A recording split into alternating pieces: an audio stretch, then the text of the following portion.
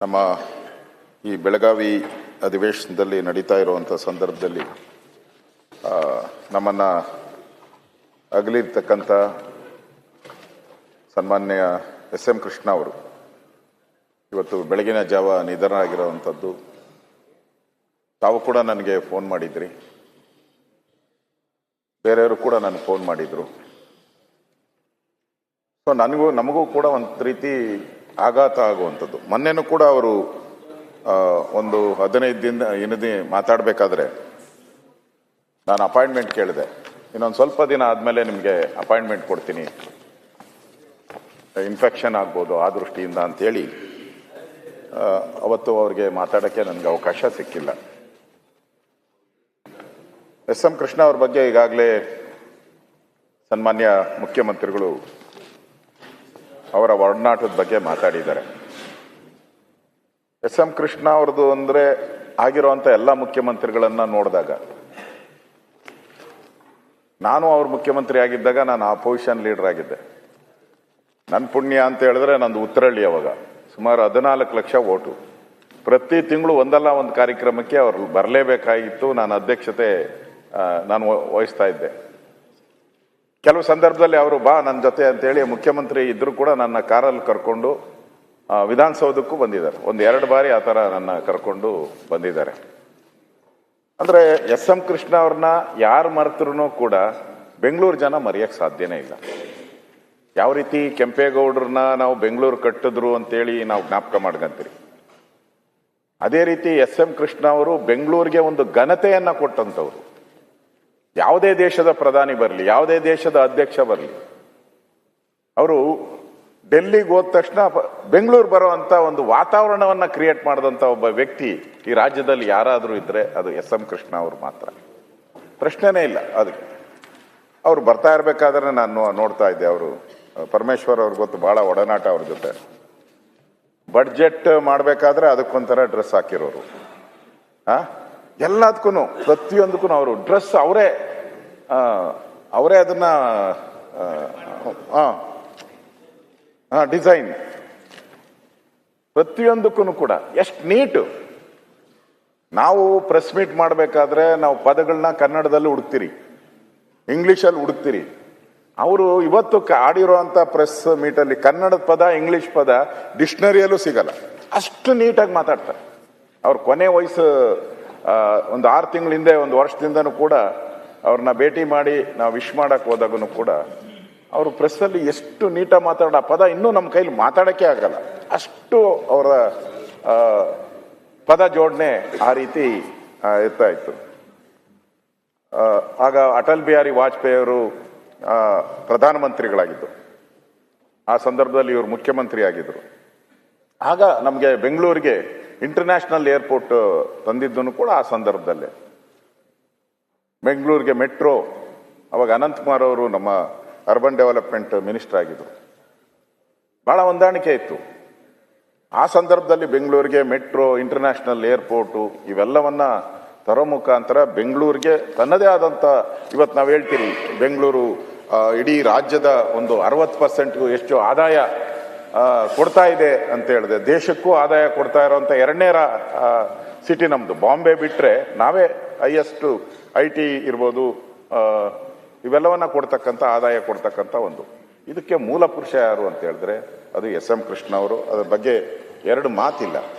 ಅವರು ಎಲ್ಲ ಪದವಿಯನ್ನು ನೋಡಿದ್ದಾರೆ, ಮುಖ್ಯಮಂತ್ರಿಗಳಾಗಿ, ಉಪಮುಖ್ಯಮಂತ್ರಿಗಳಾಗಿ, ಸ್ಪೀಕರ್ ಆಗಿ ಎಲ್ಲವನ್ನ ನೋಡಿದ್ದಾರೆ. ಆದರೆ ಒಂದೇ ಒಂದು ಕಳಂಕ ಇಲ್ಲದೆ ಒಬ್ಬ ಡಿಗ್ನಿಫೈಡ್ ರಾಜಕಾರಣಿ. ಈಗ ಹೇಗಾಗಿದೆ ಅಂತ ಹೇಳಿದ್ರೆ, ಮಾಧ್ಯಮದಲ್ಲಿ ನಾವು ನಿಂತರೆ ನಮ್ಮ ಭಾಷೆಗಳು, ನಾವು ಮಾಧ್ಯಮದಲ್ಲಿ ಹಿಂದೆ ಆಚೆ ಮಾತಾಡೋದಕ್ಕೂ ಮಾಧ್ಯಮದ ಮೈಕ್ ಮುಂದೆ ಮಾತಾಡೋದಕ್ಕೂ ಭಾಳ ವ್ಯತ್ಯಾಸಗಳನ್ನು ನೋಡ್ತೀವಿ. ನಾವು ಕೈ ಕತ್ತರಿಸ್ಬೇಕು, ಕಾಲು ಕತ್ತರಿಸ್ಬೇಕು, ನಾಲಿಗೆ ತೆಗಿಬೇಕು, ಈ ಥರದ್ದೆಲ್ಲ ಅವ್ರ ಬಾಯಲ್ಲಿ ಎಂದೂ ಕೂಡ ಈ ಥರದ್ದು ಒಂದು ಪದನೂ ಕೂಡ ಬಂದಿಲ್ಲ. ಒಬ್ಬರಿಗೆ ನೋವಾಗೋ ರೀತಿನೂ ಅವ್ರು ಎಂದೂ ಮಾತಾಡಿದ್ದು ಯಾವತ್ತೂ ನಾನು ನೋಡಿಲ್ಲ. ಆ ರೀತಿಯ ಒಂದು ವ್ಯಕ್ತಿತ್ವವನ್ನು ಹೊಂದಿರತಕ್ಕಂಥವ್ರು. ವಿದ್ಯಾರ್ಥಿ ದೆಸೆಯಲ್ಲೇ ಅವರು ರಾಜಕಾರಣಕ್ಕೆ ಬಂದಂಥವ್ರು. ಮೈಸೂರಿನ ರಾಮಕೃಷ್ಣ ವಿದ್ಯಾಶಾಲೆ ಮಹಾರಾಜ ಕಾಲೇಜಿನ ಪದವಿ, ಅಮೇರಿಕಾದ ಟೆಕ್ಸಾಸ್ನಲ್ಲಿ ಉನ್ನತ ಪದವಿಯನ್ನು ಪಡೆದಂಥವರು ಎಸ್.ಎಂ. ಕೃಷ್ಣ ಅವರು. ಕೆಲವರೆಲ್ಲ ಅವರಿಗೆ ಚುಡಾಯಿಸ್ತಾ ಇದ್ರು, ನೀವು ಫಾರಿನ್ ಕೃಷ್ಣ ಅಂತ ಹೇಳಿನೂ ಕೂಡ ಕೆಲವರೆಲ್ಲ ಮಾತಾಡ್ತಾ ಇದ್ರು ಅವ್ರಿಗೆ, ಅವರು ಟೆಕ್ಸಾಸಲ್ಲಿ ಬಂದಿರೋದ್ರಿಂದ. ನನಗೆ ಗೊತ್ತಿರೋ ಪ್ರಕಾರ ಜಾನ್ ಆಫ್ ಕೆನಡಿ ಅವರ ಚುನಾವಣಾ ಪ್ರಚಾರದಲ್ಲೂ ಪಾಲ್ಗೊಂಡಿದ್ರು ಅನ್ನೋದು ಕೂಡ ಹೇಳ್ತಾರೆ. ಅವ್ರ ತಂದೆ ಮಲ್ಲಯ್ಯನವರು, ಶ್ರೀ ಮಲ್ಲಯ್ಯನವರು, ಅವರು ಕೂಡ ಸಮಾಜದಲ್ಲಿ ಒಳ್ಳೆ ಹೆಸರಿದ್ದಂಥವ್ರು. ಅವತ್ತೇ ಹಾಸ್ಟೆಲನ್ನು ಮಾಡಿ ಎಲ್ಲ ಸಮುದಾಯದ ಜನ ಹಾಸ್ಟೆಲ್ಗಳಲ್ಲಿ ಓದಬೇಕು ಅಂತೇಳಿ ಮಲ್ಲಯ್ಯನವರು ಒಂದು ಹಾಸ್ಟೆಲ್ ಕೂಡ ಮಂಡ್ಯದಲ್ಲಿ ಕಟ್ಟಿರೋದನ್ನು ಕೊಟ್ಟಿದೆ 1930ನೇ ಇಸ್ವಿಯಲ್ಲಿ. MRA ಆಗಿದ್ರು.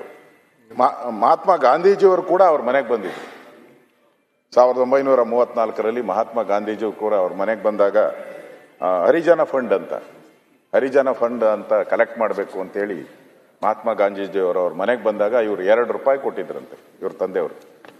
ಆಗ ಮಹಾತ್ಮ ಗಾಂಧೀಜಿಯವರು ಕೇಳಿದಂತೆ, ನನಗೆ ₹2 ಬೇಡ, ಎಸ್.ಎಂ. ಕೃಷ್ಣ ಅವರ ಕಿವಿಯಲ್ಲಿರೋ ಓಲೆ ಕೊಡಿ ಅಂತ ಕೇಳಿದ್ರಂತೆ. ಆಗ ಇಮಿಡಿಯೇಟ್ ಆಗಿ ತೆಗೆದು ಆ ಓಲೆನೂ ಕೂಡ ಆ ಫಂಡ್ಗೆ, ಹರಿಜನ ಫಂಡ್ಗೆ ಕೊಟ್ಟಂತ ಪುಣ್ಯಾತ್ಮರು ಕೂಡ ಅವರ ತಂದೆಯವರು. ಅಂದರೆ ಗಾಂಧೀಜಿಯವರ ಆಶೀರ್ವಾದವನ್ನು ಪಡೆದಂಥ ವ್ಯಕ್ತಿ, ನೋಡಿದಂಥ ವ್ಯಕ್ತಿ. 16ನೇ ಮುಖ್ಯಮಂತ್ರಿಯಾಗಿ ಸೇವೆ ಸಲ್ಲಿಸಿದ್ದಾರೆ. ಅವರು ಒಂದು ಯಾತ್ರೆಯನ್ನು ಕೂಡ ಮಾಡಿದ್ರು, ಕಾಂಗ್ರೆಸ್ ಯಾತ್ರೆ.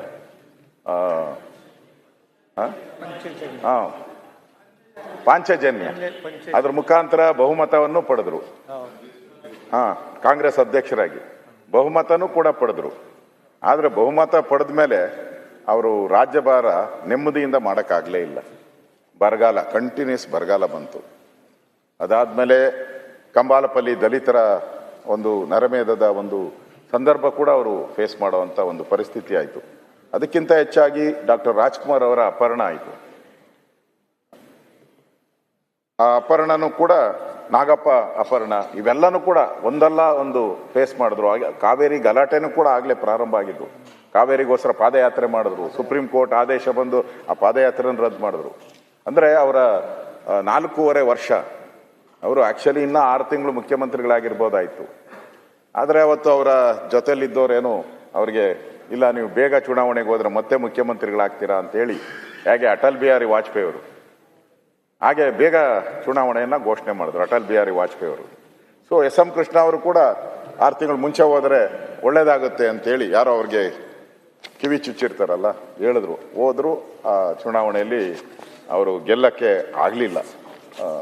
ಅದು ಕೂಡ ಒಂದು ಅವರ ವಿಚಾರದಲ್ಲಿ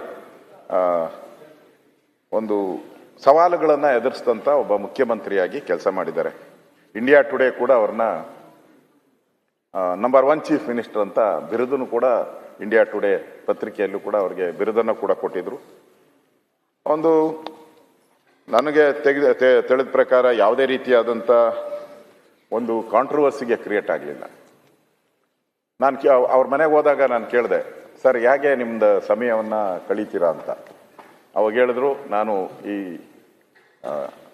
ಸಂಗೀತ, ಈ ಶ್ರೀರಾಮನವಮಿ ಪ್ರತಿ ವರ್ಷ ಇದರಲ್ಲಿ ಬಸವನಗುಡಿಯಲ್ಲಿ ನಡೆಯುತ್ತೆ.